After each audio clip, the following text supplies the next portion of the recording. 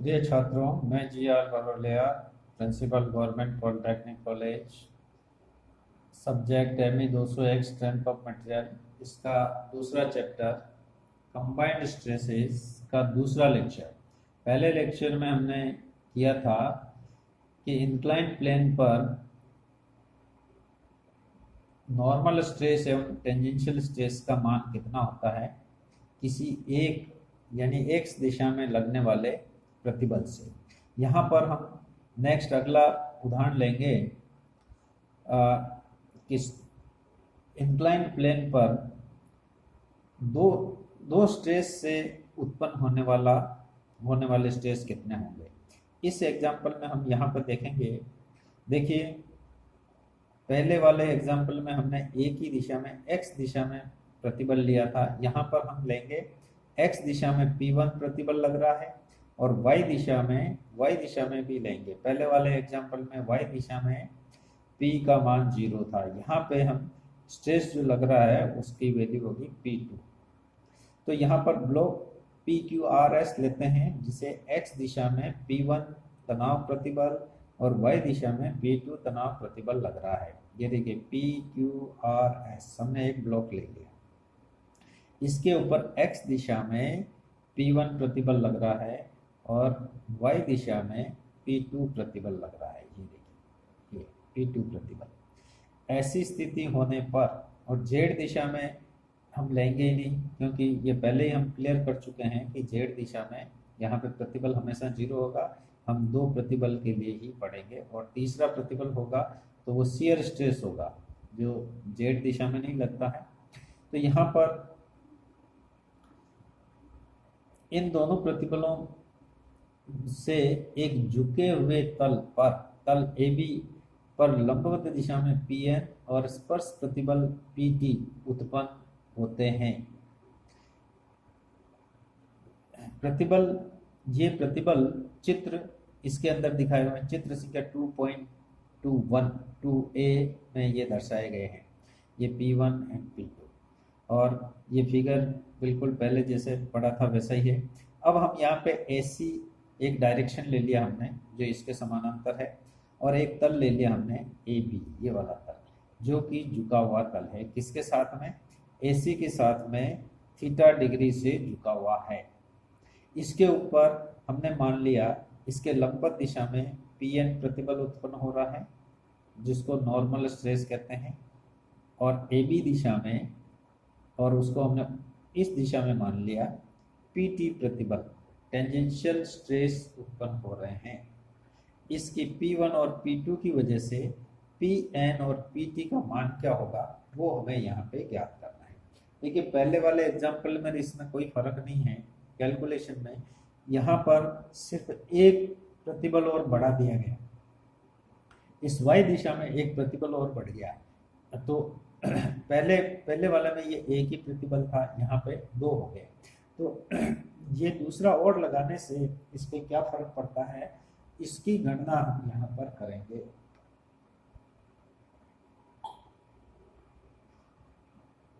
इसके लिए ABC इस ब्लॉक का हम अलग से फिगर बना लेते हैं। ये हमने थोड़ा बड़ा फिगर बना लिया, ये देखिए, जिससे कि हम फोर्सेस को अच्छी तरह से इसमें दर्शा सकें और इसके कंपोनेंट जो रिजोल्व करेंगे फोर्सेस को, वापस दो फोर्स को रिजोल्व करना पड़ेगा।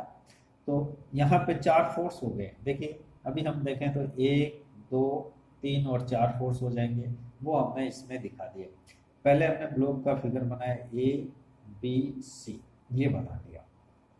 अब देखिए AB पर यहाँ पे हमने ये फोर्स लगा दिया, ये प्रतिबल है। इस प्रतिबल को हमने फोर्स में बदल दिया। फोर्स में बदलने के लिए हमने एरिया से मल्टीप्लाई कर दिया, क्षेत्रफल से AB से हमने मल्टीप्लाई कर दिया। तो देखिए P1 ये फोर्स हो गया, PNAB ये एक फोर्स हो गया, इस बॉडी के ऊपर लग रहा है।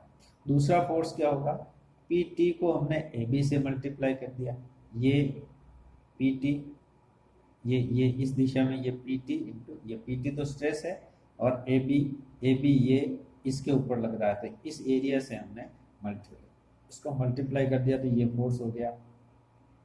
दूसरा ये देखिए, इस प्रतिबल से इसको भी हमने फोर्स में बदल दिया, और इसको पीछे बढ़ा दिया तो यहाँ पे इन दोनों के साथ में मिल गया।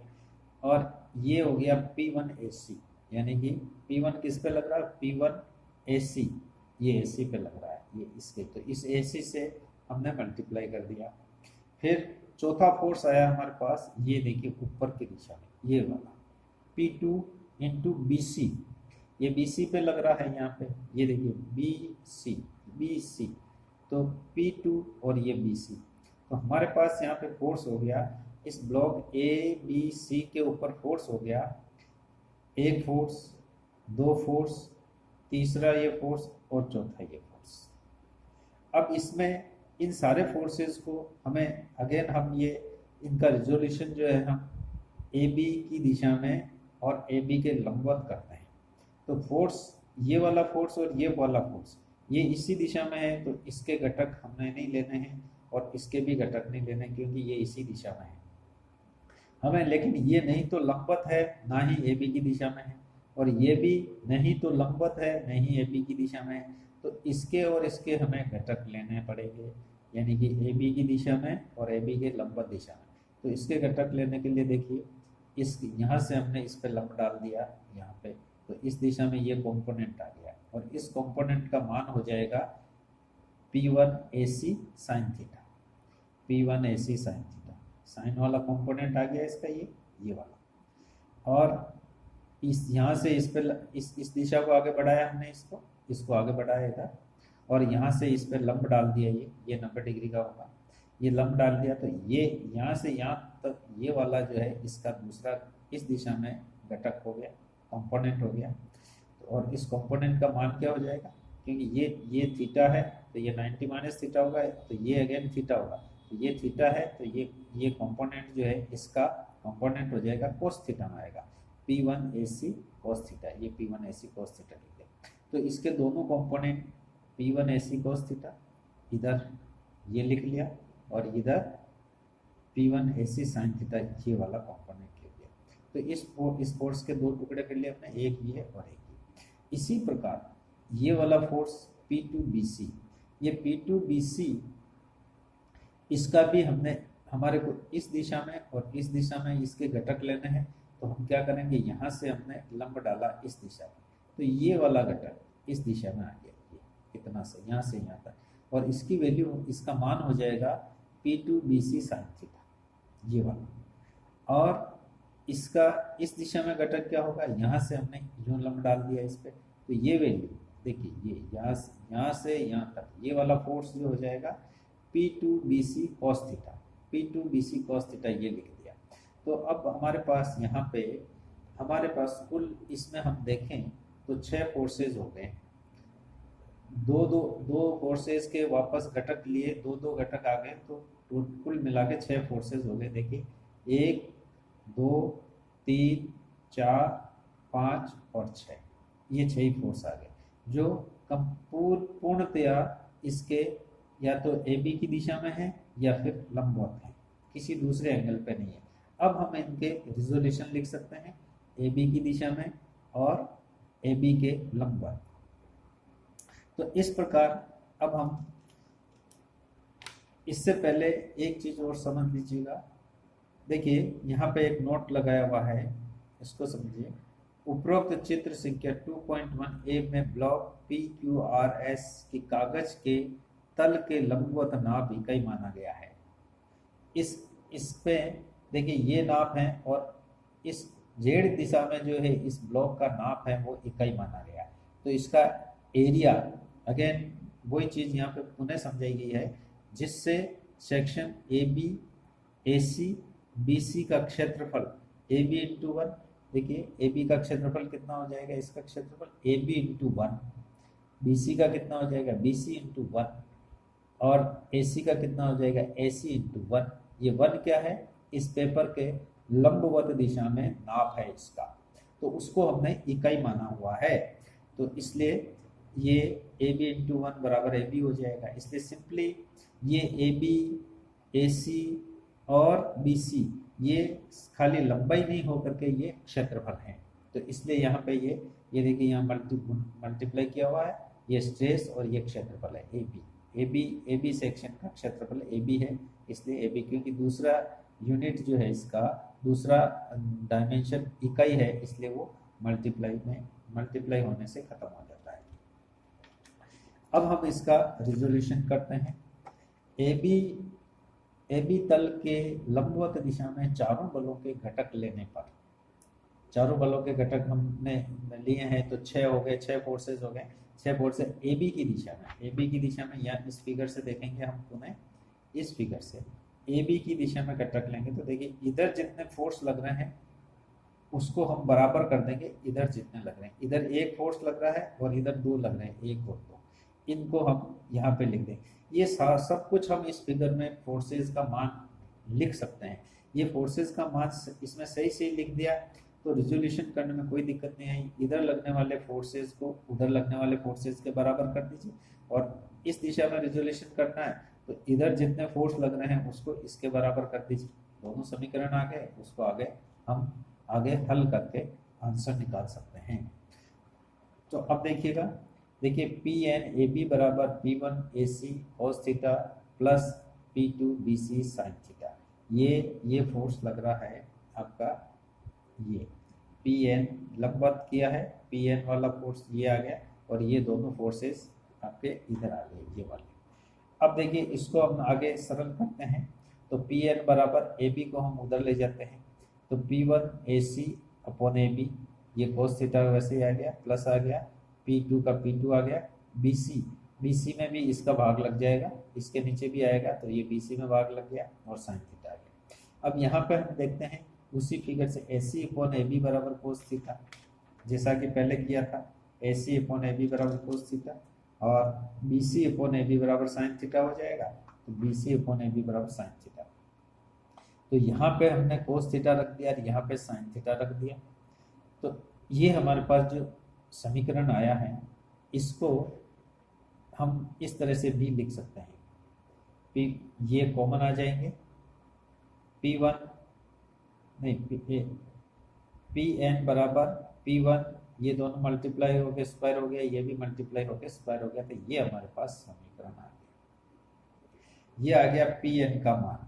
ये पी एन का मान किस लिए है, जब ब्लॉक के ऊपर पी वन एक्स दिशा में स्ट्रेस लग रहे हो और पी टू वाई दिशा में स्ट्रेस लग रहे हो और टेंसाइल हो, दोनों ही टेंसाइल होंगे। अगर कॉम्प्रेसिव हो तो इसी फॉर्मूले में उसके लिए P1 कॉम्प्रेसिव है तो P1 की जगह माइनस P1 रख देंगे, और P2 भी कॉम्प्रेसिव है तो P2 की जगह माइनस P2 रख देंगे। तो ये समीकरण जो कॉम्प्रेसिव स्ट्रेस के लिए हो जाएगा। एक टेंसाइल है, एक कॉम्प्रेसिव है, तो टेंसाइल वाले को तो वैसे यही रहने देंगे, और जो कॉम्प्रेसिव है उसको इसी समीकरण में माइनस रख देंगे। तो ये समीकरण, ये फॉर्मूला जो है ये टेंसाइल स्ट्रेसेस के लिए है, P1 और P2 जब टेंसाइल हो उसके लिए आया है Pn की वैल्यू। इसी प्रकार ए बी तल की दिशा में चारों बलों के घटक लेने पर ए बी तल की दिशा में देखिए, ये देखिए ए बी की दिशा में लेंगे तो P1 ए सी साइन थीटा बराबर ये दोनों ही force, this force plus this force, ये हो जाएगा। ये देखिए ये PT A B plus P2 BC cos theta बराबर P1 AC साइन थीटा। अब इसको हम इधर ले आते हैं, इन दोनों को उधर नहीं, PT हमें वैल्यू मान निकालना है PT का, तो PT को हम इधर ही रहने देते हैं, और P2 वाला ये वाली टर्म हम पक्षांतर कर देते हैं, इधर ले आते हैं, तो ये इधर आके माइनस हो गई। अब देखिए PT ये वाली टर्म हम उधर ट्रांसफर करते हैं, तो PT बराबर P1 A C upon A B, ये नीचे चली जाएगी, इधर भी इसके नीचे चली जाएगी। जैसा इसको सॉल्व किया था वैसे का वैसा इस समीकरण को भी हमें सॉल्व करना है।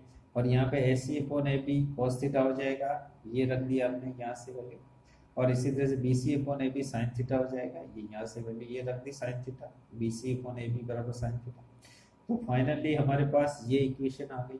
ये इक्वेशन आई कोस थीटा साइन थीटा, इसमें भी कोस थीटा, इसमें से कॉमन निकाल लिया हमने, ये बाहर निकल गया, तो P1 माइनस P2 रह गया। तो ये, और इसको और सरल करेंगे हम तो हमारे पास ये ज्योमेट्रिकल फॉर्मूले लगा के और करेंगे तो ये वैल्यू हमारे पास आ जाती है। तो ये वैल्यू आ गई हमारे पास, ये मान आ गया पीटी का, कि ए बी तल पर पीटी का मान कितना होगा, वो ये होगा जब P1 और P2 टेंसाइल स्ट्रेस होंगे। P1 x दिशा में लग रहा है, P2 y दिशा में लग रहा है।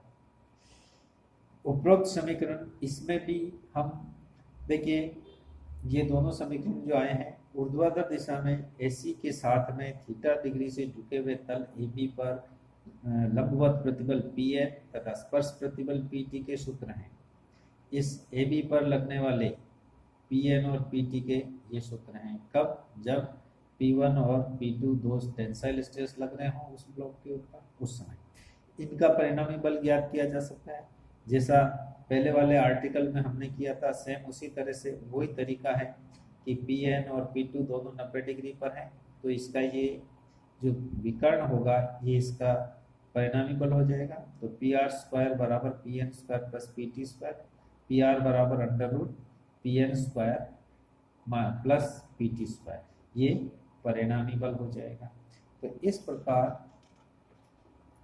हम यहाँ पे अगर x दिशा और y दिशा में स्ट्रेसेस लग रहे हों तो इंक्लाइंड प्लेन के ऊपर थीटा डिग्री से झुके हुए प्लेन के ऊपर PT और Pn का मान क्या होगा वो हम निकाल सकते हैं। और अगर वो टेंसाइल नहीं हो, यही फॉर्मूले कंप्रेसिव के लिए भी काम आ जाते हैं। जब वो टेंसाइल नहीं हो और कंप्रेसिव हो तो P1 और P2 को इन्हीं फॉर्मूलों में, इन्हीं दोनों फॉर्मूलों में ऋणात्मक लिख देंगे। ऋणात्मक उसको लिखेंगे जो कंप्रेसिव हो। धन्यवाद।